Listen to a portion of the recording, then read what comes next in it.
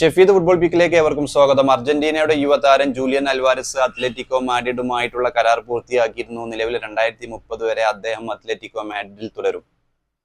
2 വർഷത്തോളം 2 സീസണിലായി മാഞ്ചസ്റ്റർ സിറ്റിയുടെ താരമാണ്. റിവർ പ്ലേറ്റിൽ നിന്നും 2022 സിറ്റിയിൽ എത്തുന്നത്. 2022-23 23-24 സീസണും സിറ്റിയുടെ കൂടെയായിരുന്നു. തകർപ്പൻ പ്രകടനമാണ് സിറ്റിക്ക് വേണ്ടി കാഴ്ചവെച്ചത്. 2 ഇംഗ്ലീഷ് പ്രീമിയർ ലീഗ് കിരീടം, ഒരു FA cup, UEFA super cup, FIFA club world cup, UEFA champions league. സിറ്റിയുടെ കൂടെ സർവ്വതും നേടിയിട്ടാണ് ജൂലിയൻ അൽവാരസ് ക്ലബ്ബ് മാറുന്നത്. നിലവിൽ അദ്ദേഹം ആളണ്ടിന്റെ നിഴലിലായിരുന്നു. കൂടുതൽ മത്സരം അല്ലെങ്കിൽ അദ്ദേഹത്തിന് കളിക്കാൻ അവസരം ലഭിക്കാത്തതിനെ തുടർന്നാണ് അദ്ദേഹം സിറ്റി വിടുന്നത്. എന്തായാലും അത് മാത്രമല്ല, FIFA world cup, Copa America championship ഒക്കെ നേടുന്നതിൽ അർജന്റീനയ്ക്ക് വേണ്ടി നിർണായക ഗോളുകൾ നേടാൻ കഴിഞ്ഞതും ഈ ഒരു താരത്തിന് സിറ്റിയിൽ കാഴ്ചവെച്ച മികച്ച പ്രകടനത്തിന്റെ അടിസ്ഥാനത്തിലായിരുന്നു.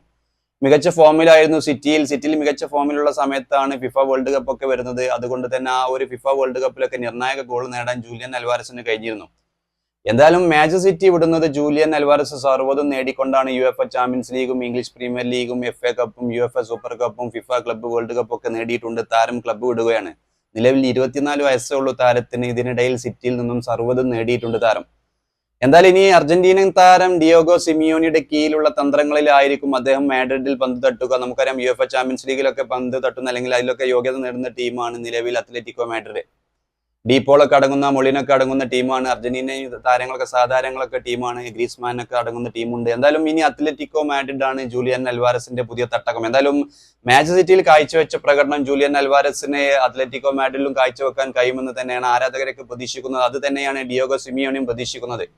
ജൂലിയൻ അൽവാരസിന് കൂടുതൽ അവസരങ്ങൾ സൃഷ്ടിക്കുക എന്നതായിരിക്കും മൂപ്പരുടെ ആദ്യം മൂപ്പർ ചെയ്യാൻ പോകുക. അല്ലെങ്കിൽ പുതിയ കോച്ചിന്റെ കീഴിൽ, ഡിയോഗോ സിമിയോണിക്ക് കീഴിൽ പുതിയ താരത്തിന് കൂടുതൽ അവസരം ലഭിക്കുക അല്ലെങ്കിൽ അവസരം കൊടുക്കുക എന്നതായിരിക്കും ഡിയോഗോ സിമിയോണിയുടെ ആദ്യ ദൗത്യം. എന്തായാലും ഡിയോഗോ സിമിയോണിയുടെ കീഴിൽ അത്ലറ്റിക്കോ മാഡ്രിഡിലാണ് ഇനി ജൂലിയൻ അൽവാരസ് ഇനി സിറ്റിയിൽ കാഴ്ചവെച്ച പ്രകടനം. ഇത് ഈ ഒരു യുവതാരത്തിന് അത്ലറ്റിക്കോ മാഡ്രിഡിലും കാഴ്ചവെക്കാൻ കഴിയുമെന്നുള്ള പ്രതീക്ഷയിൽ തന്നെയാണ് ആരാധകരൊക്കെ.